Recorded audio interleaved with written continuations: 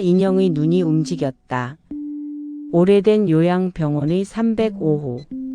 노란 형광등 아래 78세 김순자 할머니가 누워있다.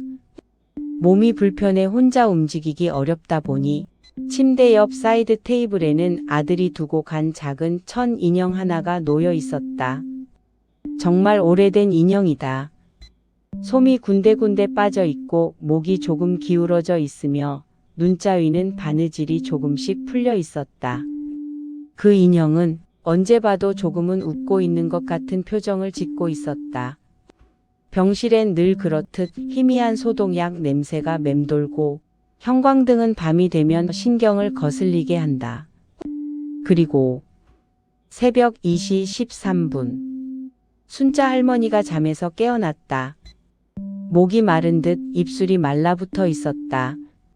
하지만 그 순간 할머니의 눈에 들어온 건 침대 옆 인형의 자세가 바뀌어 있다는 사실. 분명 누워 자기 전까지는 양팔이 아래로 떨어진 채 테이블에 얌전히 기대어 있었던 인형이 지금은 어깨를 한쪽으로 틀어 얼굴을 들고 할머니 쪽을 바라보고 있었다. 할머니는 숨을 멈춘다. 눈을 다시 본다. 착각인가? 아니었다. 인형의 눈이 방금 전까지 반쯤 감겼다가 지금은 또렷하게 떠 있는 것처럼 보였다. 순자 할머니는 자신도 모르게 중얼거렸다. 오늘도 오셨네. 누군가에게 말하는 듯한 목소리였다. 병실은 그대로 조용했지만 순자 할머니는 지금 누군가가 곁에 있다고 믿고 있었다. 오늘은 조금 늦었네. 그녀는 공기중을 향해 미세하게 미소 지었다. 그날 밤 이후로 간호사들은 305호 병실에 들어갈 때마다 묘한 긴장감을 느끼기 시작했다. 그 원인은 늘 같은 표정으로 웃고 있지만 매일 새벽 조금씩 자세가 달라진 그 작은 인형이었다. 새벽마다 앉아 있는 사람. 목요일 아침. 아들이 찾아왔다. 엄마, 잘 주무셨어요? 순자 할머니는 담담하게 말했다. 응, 어젯밤엔 남자가 앉아 있더라. 아들은 멈칫했다. 누가요? 응, 그 남자 있잖아. 매일 새벽에 와서 내 얘기 들었다 가는 남자. 순자 할머니는 침대 옆 의자를 가볍게 가리킨다. 여기 항상 여기 앉아 있어. 아들은 찬찬히 의자를 바라본다. 낡은 회색 의자. 언제나와 같은 자리. 하지만 간호사들은 알고 있었다. 새벽 순찰 돌 때면 이상하게도 이 의자가 따뜻했다는 것을. 마치 누군가 방금까지 한참 동안 앉아 있었던 것처럼. 엄마, 혹시 꿈꾸신 거예요? 아니야. 있어. 매일 와. 순자 할머니는 단호하게 말했다. 밤마다 찾아와. 나랑 얘기하고 인형도 같이 보지. 인형이요? 아들이 인형을 바라본 순간 소름이 쭉 올라왔다. 인형의 머리가 전날과 다르게 조금 더 할머니 쪽을 향하고 있었다. 아들은 그게 간호사가 옮긴 것이라고 생각하려 했지만 문득 간호사실에서 들었던 말이 떠올랐다. 305호 인형 자리 또 바뀌었대. 아무도 안 들어갔다는데 기분 나쁘네. 그리고 새벽. 순자 할머니는 어김없이 빈 의자를 향해 손을 뻗었다. 자네 또 왔구먼. 의사들이 말하지 않는 사실. 며칠 뒤 담당 의사가 아들을 조용히 불렀다. 사실 어르신께서 요즘 환청과 환시를 자주 겪고 계십니다. 계속 남편분을 본다고 하셔서. 아들은 의아한 표정으로 말했다. 우리 아버지 20년 전에 돌아가셨는데요. 의사의 표정이 굳어졌다. 그렇습니까? 이상한 건 의사도 알았다. 환자가 누군가를 본다고 말하는 건 흔한 일이다. 하지만 그날은 달랐다. 순자 할머니가 말했다. 어젯밤엔 손도 잡아줬다니까. 따뜻했어. 의사는 침대 옆을 보았다. 아무도 없다. 그런데 그때 간호사가 조용히 말했다. 저 여기 발자국 좀 보세요. 침대 옆 바닥에 남성 신발 사이즈 정도의 희미한 자국이 찍혀 있었다. 아들과 의사는 얼어붙었다. 게다가 인형을 보던 간호사가 갑자기 작게 비명을 냈다. 인형 입이? 인형의 실밥은 며칠 전보다 훨씬 벌어져 있었다. 마치 누군가 억지로 벌려 입을 크게 열려다 다시 닫은 것처럼. 누가 했을까? 아니면 무엇이? 인형이 있으면 편하다. 이 인형 있으면 좋아. 순자 할머니는 인형을 가슴에 꼭 안으며 말했다. 얘가 기억해줘. 내 이야기를. 아들은 더 불안했다. 병원 바꿔요? 아니면 인형 치울까요? 순자 할머니는 벌컥 화를 냈다. 안 돼. 절대 건들지 마. 그 후로 이상한 일이 더 자주 일어났다. 아침엔 분명 침대 옆 테이블에 있던 인형이 저녁엔 문 앞에 있다. 다음 날엔 창가 쪽에 앉아 있다. 또 그 다음 날엔 침대 발치에 웅크리고 있다. CCTV를 확인하면 그 시간대 병실엔 아무도 들어오지 않았다. 간호사들은 서로 눈을 마주쳤다. 대체 누가 옮기는 거야? 아무도 안 들어갔다니까? 그새 새벽이 왔다. 조용한 병실에 낮고 묵직한 남성의 기침 소리가 들린다. 순자 할머니는 편안한 얼굴로 중얼거린다. 왔구먼 오늘도. 인형의 고개는 어느새 병실 문 쪽을 향하고 있었다. 침대 아래의 목소리. 기온이 떨어진 밤. 간호사 미정은 순찰을 돌다 305호에서 이상한 소리를 들었다. 순자야 나왔다.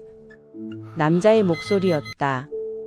그 방향을 보니 침대 아래였다. 미정 간호사는 심장이 멎는 줄 알았다. 조심히 허리를 숙여 침대 밑을 본다.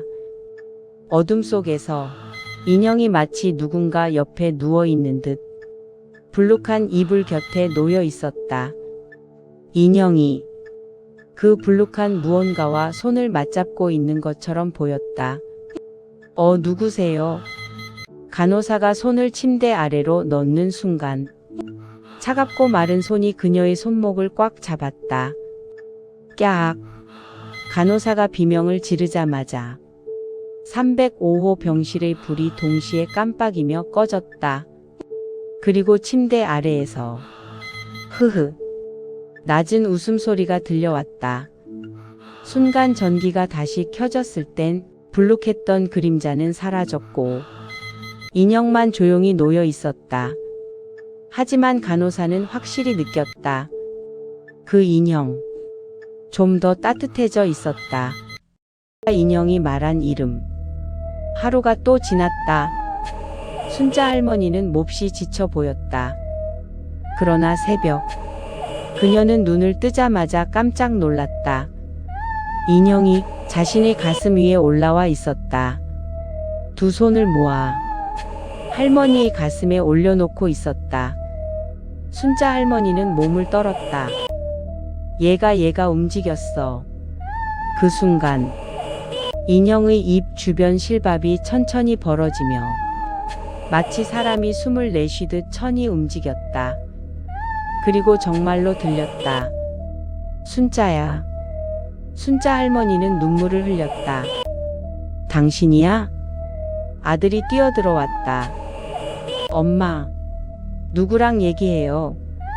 하지만 모니터 심박은 갑자기 빠르게 떨어지며 경고음을 내기 시작했다.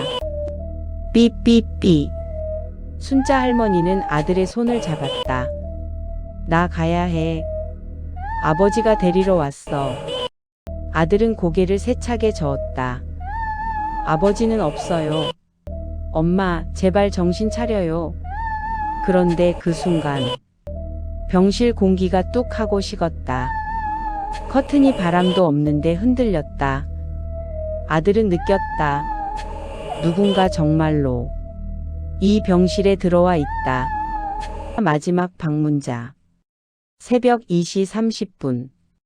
돌발 상황 감지에 간호사 2명이 급히 뛰어왔다. 하지만 병실 CCTV에는 이상하게도 아무도 보이지 않았다. 그러나 병실 안으로 들어선 간호사들은 기괴한 장면을 보았다. 순자 할머니는 고개를 옆으로 향한 채 누워 있었고 그 손을 인형이 잡고 있었다. 아들의 얼굴은 새파랗게 질려 있었다.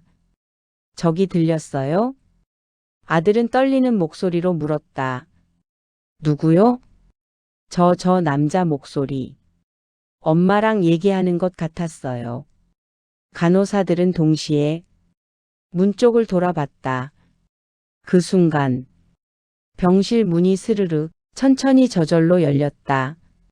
그리고 복도 불이 차례대로 꺼지며 어둠이 병실 쪽으로 다가왔다. 순자 할머니는 마지막 힘으로 아들에게 아버지가 오셨어. 침대 옆 인형만 남았다 완. 다음 날 아침. 햇빛이 조금 비치던 305호. 순자 할머니는 미소 짓는 표정으로 조용히 눈을 감고 있었다. 고통도 긴장도 없는 포근한 얼굴이었다. 그런데 문제는 그 옆에 놓인 인형. 누군가가 방금 끌어안고 있던 것처럼 따뜻했다. 그리고 인형의 작은 손에는 분명히 사람 같은 지문 자국이 희미하게 묻어 있었다. 간호사들은 말없이 서로를 바라봤다. 아들 역시 말문을 잃었다. 마지막으로 병실을 나서려는 순간 간호사 미정이 문 앞에서 갑자기 뒤를 돌아본다. 방금 누구 계셨죠? 아들은 떨리는 목소리로 물었다. 누가 있었나요? 미정은 답했다. 흘끗. 검은 셔츠 입은 남자가 여기 서 있었던 것 같아요. 그러나 병실엔 아무도 없었다. 다만 순자 할머니의 머리맡에 놓인 인형이 희미한 미소를 띤 채 가만히 침대 쪽을 바라보고 있을 뿐. 마치 이제 데려왔어. 그렇게 말하는 것처럼. 안녕하세요. 중국 조심하세요. 좋아요, 구독, 알림 주세요.